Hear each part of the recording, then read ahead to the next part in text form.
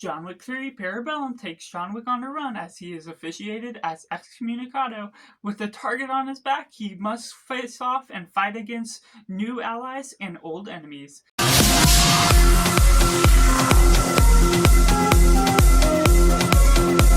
Hey everyone, welcome to Cinema, where we focus on a film. I'm Josh, this is Simply Cinema. Let me know down in the comments below what you think of John Wick 3 Parabellum. Was it good, was it bad, or somewhere right in the middle? I'm covering all the reviews for leading up to John Wick Ballerina, the new spin-off, including covering the Continental series, and let me know your thoughts on this film, keeping it spoiler-free and taking it right in a positive. John Wick 3 Parabellum continues off the story, picking off from the promise of where we get John Wick 2, just about a week after John Wick 1 started. The ability to navigate where the story is headed is easy to follow along, even though there's a complication with where it's taking things, adding new characters to make it more complex. There's a narrative that's smooth flowing and builds upon this tense and stakes as a whole,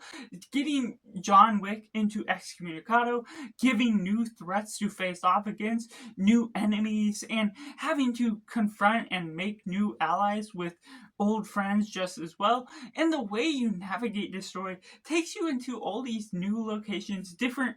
and familiar places. The ability to take this story to another level builds upon the threats that are all going after John Wick, and there's a complication with how he must navigate that delivers on some fronts of the beginning taking place as an epilogue of episode 2, if you will, with just having to fight off against all these new people, but then having to travel out on his own to meet with an old ally and do what he must in order to pay off old debts. The ability that we're getting Lawrence Fishburne, who also delivers on a great performance,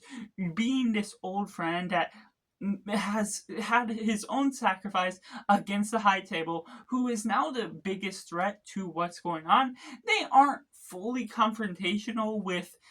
them being the main villain, John Wick facing off of them right in the center of everything that's going on, but they become a lot more involved with the face that's going on with Winston and the Continental, the lobby guests, and everything that's going on with there. So there's stakes within side characters outside. We're getting more to the side of Winston, who his character is, how he's aided John Wick in the past, and like I mentioned within some of the previous reviews, just the whole film as a whole is interesting because you're dropped in the middle of the story. It's after John Wick has retired and he's coming back into the game based on the effects of the killing of his wife and dog, and what that leads on into is becoming interesting to the pale comparison of some aspects of what's offered beforehand, but building on some new stakes, going into motorcycle chases, streetcar chases, other things where John's hit by a car. There's certain things that go about and navigate new stunts in the fullest way. Chad Stileski is the same writer, director of this film, so the tone is rather consistent throughout what we've gotten from the previous two entries that really sustains what this film is offering to the things. For those that don't like the other two quite so much, or if they do, it will give the same pattern to where you're aware if this will be up your alley or not. The nature of how that all sustains itself and builds up the momentum throughout goes on all these interesting things, and you even get John Wick on a horse just running through the streets of New York City, which can bring up a new elaborate thing. And even though you're not introduced to a new city that brings up the Continental, such as in John Wick 2, they went to Rome, there's still the threat that is currently at hand that brings John Wick on the streets, driving out to different places, going out to a desert, and being able to sustain the pattern of where we're taking the city, looking at the different aspects of the Continental, gathering up an admiration to the guns that he builds, the collection of guns that Continental owns.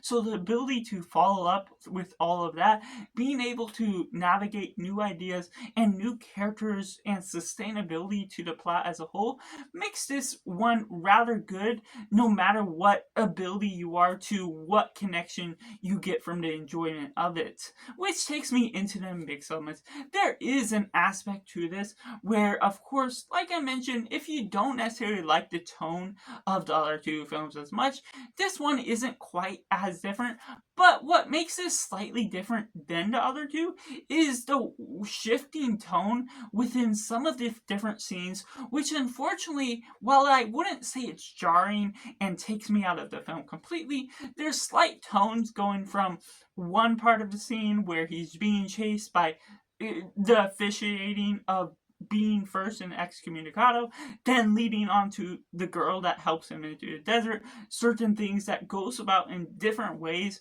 from scene to scene that I won't spoil particular scenes what's all going on, but being able to jump from scene to scene doesn't run out in the smoothest way possible. There's still certain alterations to what the plot is all about that even in the greatest action scenes for this franchise, unfortunately, what we're getting out of particular scenes in this film, it has some staggering camera movements at certain times where it feels a bit too quick in the way they're following along, where it can be impressive in one sense that they are still going along with all these stunts, but with the staggering camera movements, if it runs too quickly at certain times, then it ultimately takes me out of the film a little bit because you notice the outside force that's controlling what the movie is all based off of, which all leads on to some weird moments that you just notice those sort of things come out to play. And even within this film, there's the involvement of new characters, which makes the plot a little bit more complex, even if it's still kept rather simple at the base of what this franchise is offering. But unfortunately, there's some remarks I have to say about that can feel a little dumbed down to the nature of what we're getting out of those characters, those side characters, old allies to him that have to help him out in this film feel a lot more like plot devices more than an actual character, because when you simplify all the side characters, you're not building upon it, and so you're getting a new girl that was an ally to him in the past, how he helped her out in the past, that ultimately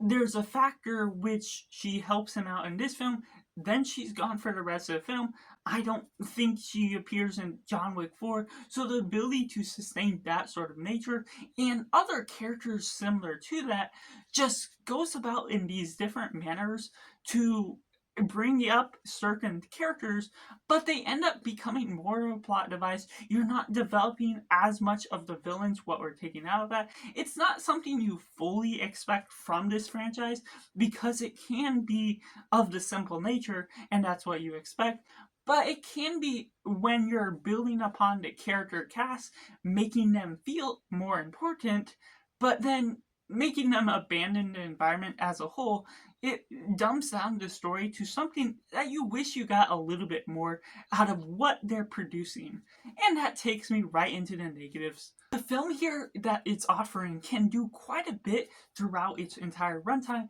which is a bit longer than the last, which its duration isn't necessarily a problem by the will of being able to watch anything, but the sustainability to all the things that it has to offer does drag a little bit by the nature of what it's doing with its plot, different things where it's going about all these different small tonal shifts and things that all these different minor contrivances and things coming about with the sustainability within the plot, the minor problems I have with it build up to be a lot more of an issue to what the pacing comes out to be, making it something where the promise of a big excommunicado scene from what we get from John Wick 2 is kind of underwhelming to the sake where it's mostly the opening sequence and doesn't go on too much farther than that. Obviously, he's still a part of that, but then he's protected and leads into a sort of end battle scene that leads into something that feels more like a video game, having to take out multiple different bad guys in different levels of the floors in a literal sense, and then having to fight off a final boss to that character that unfortunately, it feels very awkward when you look at the whole picture for how it plays out, because you see the final boss is aware of everything, but he goes up to the upper floor, lets people fight him, John Wick, off without him. And so the ability that all that plays out is feeling like a strange case of how they're evolving the story. Different parts throughout the film as a whole can feel a little stale, and the alterations within the tone and also the flow of the story, of course, can drag the story down to something of a level where, even though you got all these highs to the film as a whole, you got all these different pandering movements with the camera and everything, with the stunts and actions that can entice and draw me in, but ultimately it falls short of where it's delivering on the weak link to what this film is ultimately building up to, having all these fun moments, but taking a toll on the ultimate payoff that it seems to suggest, which leads us into new characters, other things that bring up all the different minor problems, things that are contrived and feels more played out as a story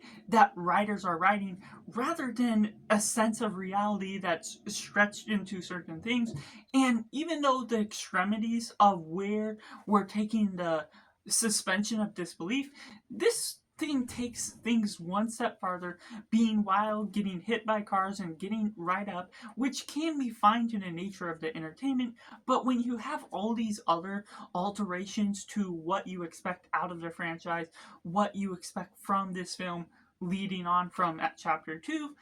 it unfortunately downgrades what you're ultimately bringing out and being entertained by as a whole. So that's just my personal review for John Wick 3 Parabellum, which I have to rate as simply 6 out of 10. Let me know down in the comments below what you thought of John Wick 3 Parabellum. Are you more positive? Do you like it? Do you not like it? Or is it somewhere right in the middle? Let me know all your thoughts. Let's create a nice, full, spoiler-free discussion in the comments below. And make sure to like this video if you enjoy it. Subscribe if you haven't already to join in film culture community where we talk about the love of cinema as a whole. So that's just all. Make sure to do yourself a favor and go watch a movie.